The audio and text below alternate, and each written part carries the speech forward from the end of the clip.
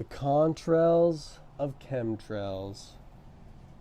You might be saying to yourself, how can a chemtrail have a contrail? Well, a contrail is merely the condensed wake of exhausted fuel from an airliner. And the whole chemtrail issue in itself has a contrail. And it's the wake left behind from this message, which has been spewed forth from the mouths of individuals who have tried to start a sort of movement. However, the way in which they are actually spewing forth this information and creating this wake, or this contrail, so to speak, of condensed ideas, leaving behind it some nasty message which causes confusion and really actually distracts people from the actual chemtrail themselves, which are prominent in our day-to-day lives. I mean, whenever I myself look up in the sky nowadays on a clear sunny afternoon with, a few clouds here and there, and I see the contrails racing across the clear blue, I wonder about the song by Jack Johnson, Traffic in the Sky. At one point in time, the sky itself was a peaceful place, if it wasn't stormy, and it was a way to escape the modernity in which we live. I mean, the rat race is all around us, and there are few places in which we could, distract ourselves from the monotonous nature of life and of the toxicity in which many cities themselves house. And the sky and the openness of it and the beauty which it held and the peace which it radiated allowed us to find this escape. However, now due to the fact that people themselves have now populated the skies, it is clear to see how the population within the sky itself and the rat race, which is now transitioned from the streets and the inner city to pretty much every nook and cranny on the globe itself, can cause a psychological distress within individuals seeking a place of peace and of comfort. I've been telling people for years that the most hardcore psychedelic and possibly mind-altering drug in which anybody can experience is television, and any electromagnetic light-emitting device for that matter, which in a way seemingly plugs into your optical nerve. I mean, the origination itself of the reaction which causes mind-blowing and mind-altering scenarios from such devices originates itself within the optical nerve.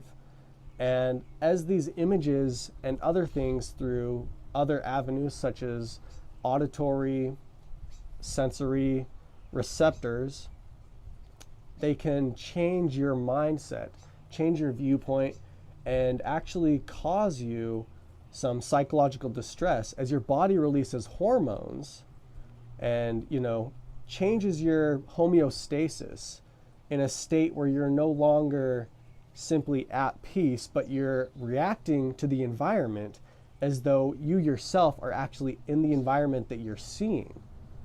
We all know that it's not necessarily real. It's more so like a dream. And the electromagnetic waves which your brain emits are more so similar to that of a dream when you're viewing such devices. But what I'm trying to get at here is that your surroundings on your everyday life have a profound impact on the psychology and on your own psyche, individuals, communities, and populations, and worldwide psyches as well. So the next time that you're looking up in the sky and you actually see the chemtrails, remember the contrail of the chemtrail and the wake itself, which vision allows these reactions which seemingly most people purport to have no effect upon the psyche of the masses. Well, the simple act of observation of an object in the sky, which reminds us, either consciously or subconsciously, of the day-to-day life in which we must perform to actually be a viable living thing within today's society itself, causes a neurobiological biochemical reaction within your body, sending signals from your optical nerve into your brain, stimulating the rest of your senses, reminding you of thoughts, reminding you of your job, reminding you of your place in life, reminding you of the hierarchy of society in which you find yourself within, reminding you of all these things. So the key here is intent. I think that a lot of people associate that there's some higher power that is overseeing the control of the masses by utilizing such tactics as, the transportation community within the air itself. And these chemtrails are, in a sense, utilized by these individuals to, in a way, control people's thoughts and their actions. Now, whether or not there's an intent behind it, the actuality is that yes, they do cause a reaction within the population, within a stimulus of peoples, where your actions and your behaviors are actually affected by what it is that you see with your eyes. And so even though people and scientists purport, no, these planes aren't spewing out harmful chemicals to mind control the population. Actually, in a way, they really actually are, because as soon as you yourself view the reality which is going on, though it may be subtle, it causes a biochemical reaction within your body, stimulating your senses, possibly your conscious thought, and affecting your behavior. So yeah, these things do actually have a chemical relationship with you, the individual that is actually viewing them. So where do we go from here? I mean, is there really anything we can do about it, or do we just have to accept that that is our surroundings in today's reality, in modernity, where we shouldn't necessarily always try to poke at the negative side of things, because I can do that with anything.